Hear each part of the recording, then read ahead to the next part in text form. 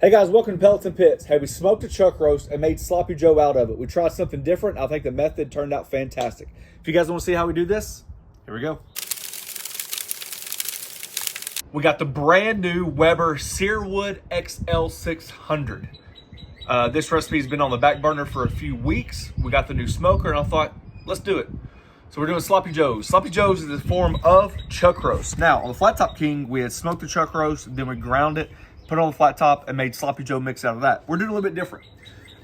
We seem to get a really good feedback. A lot of people really related to the idea when we did the chuck roast barbecue sandwiches, where we braised the chuck roast after smoking it and added barbecue sauce and then put it on buns.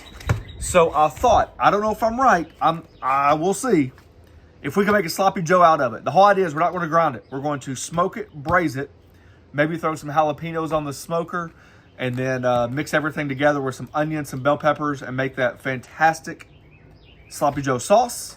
And see if we can make pulled chuck roast Sloppy Joes. You guys with me? I hope so.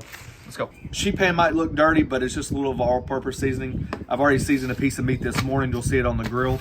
That is actually in the process of doing our first cook. So while it's on, you might as well. So there's some Worcestershire sauce. Little bonder.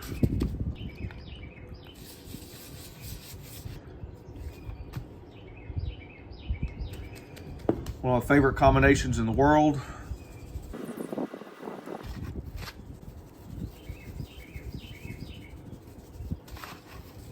Get those sides. That combination of the Texas that and Q that, I absolutely love it. As always, guys, you know you can get that Texas recipe, that Texas rub recipe on pelletsandpits.com.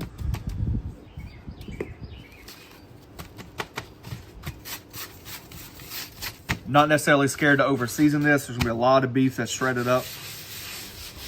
I put B&B pellets when we started. Today is Bear Mountain pellets. I got cherry. Fill the hopper up with that. I think it might be the first time I've ever used cherry only. So.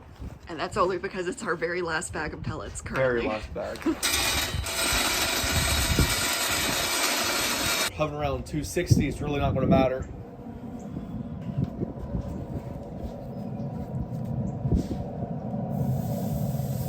We're looking to smoke it for about 4 hours and we'll go from there.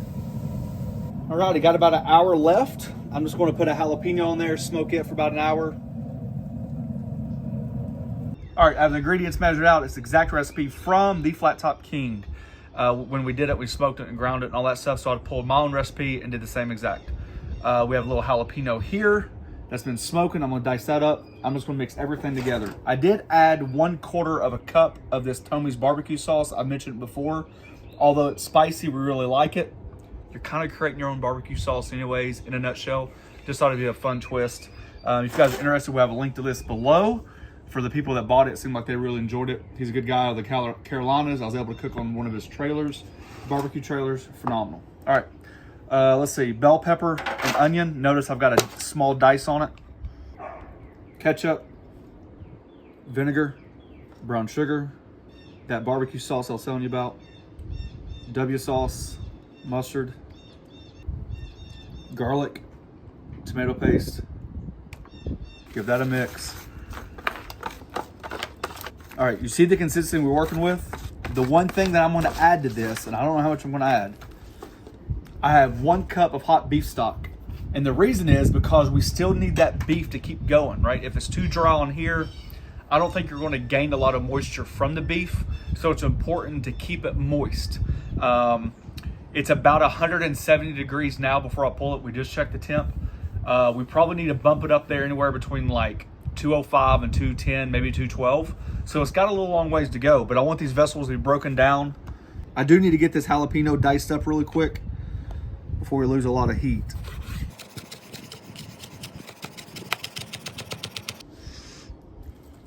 I'm gonna guess about 1/2 cup. I'm just looking for consistency, and it looks like we might go the whole cup. We can always reduce this if we need to. I think that's great. That's a good consistency right there. Ooh, that chuck roast looks good. That is absolute beautiful color.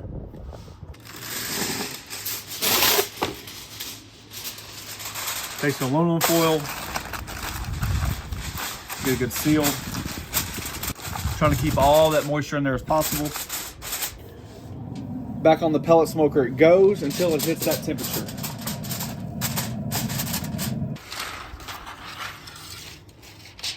All right, we are not quite there yet, and we're about 209 degrees, so let me check it.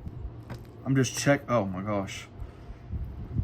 Well, it's done, I can tell you that right now. All right, so it's done. That's awesome. So this is what I'm gonna do. I'm going to just wrap it in foil because I didn't expect it to be done. The last time we did one, we had to go up to like 212 degrees. So this being, woo! This being 209 degrees. Oh man. Right? So, oh man, that's good.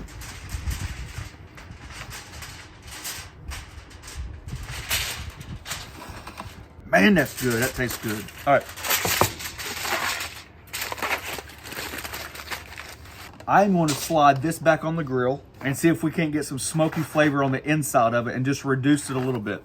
I'm just pulling some of that oil up, that grease. We don't need all that. Fat is flavor, but that's a heart attack and a half. Maybe we don't recommend pouring it on a sheet of aluminum foil though. That's got a hole in it on your cutting board. We can live with that. Let's cook the vegetables a little bit more. Maybe about 30 minutes. Whew. Just like that. Whew. Jeez, in the middle of April. All right, so this is exactly what I'm looking for. We bumped up to that temperature on the Weber to about 325 for about an hour uncovered. See how much reduction we got? It really cooked the vegetables. Now that's going to be the base for our frozen buns. It is cold.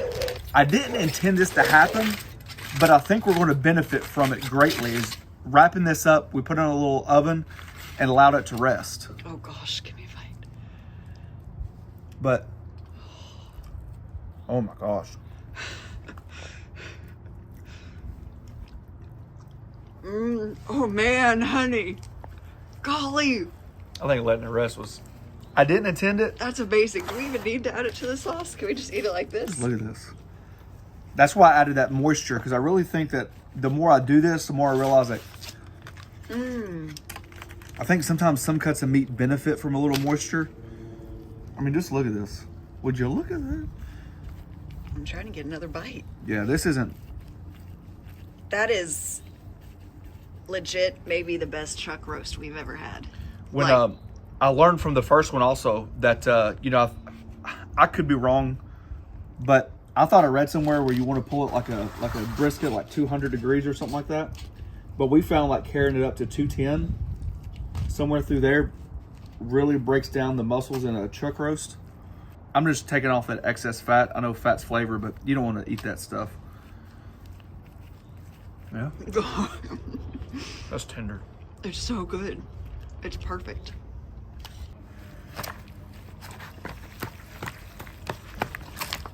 Oh yeah. If you could just smell this, jeez, it smells good. Golly. All right. It looks perfect too. Wife wanted a little mayonnaise. Probably agree with her to some extent. I'm a pickle fan, especially on Sloppy Joe. Some people like cheese. Not me. Not on Sloppy Joe. Think about it. If you take chuck roast and grind it up, then you have the ground beef. The sauce reduced. I think you're adding more flavor.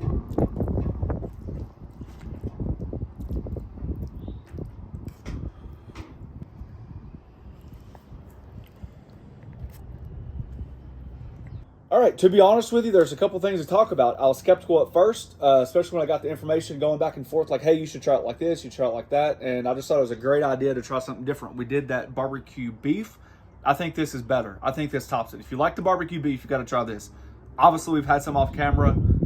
I just think it's so much more intense flavor, right? You got the peppers, you got the onions, the smoked jalapeno with all those sauces in there. It came out fantastic. The Weber did its job. We're actually currently filming right now our first thoughts. sneak peek. If you guys haven't seen that, you guys can check that out. The meat's tender, it's smoky, it's barky, it's sweet, it's spicy. It's like when you eat it, I think you have it in your head that it's Sloppy Joe. I was worried about that because of texture. There's only one way to find out. How sloppy can it get? Here, give me a bite. I haven't tried it with the whole sandwich and everything yet.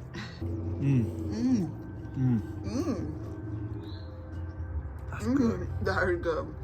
Just the chuck roast itself is amazing before you added the sauce. So is it just two different sandwiches? Both fantastic, but unique in their way. Same recipe, but because of textural difference, do you think that it's worth doing it like this versus the ground beef? I gotta be honest, I'm not a huge fan of regular ground beef Sloppy Joe. Right. But this is fantastic.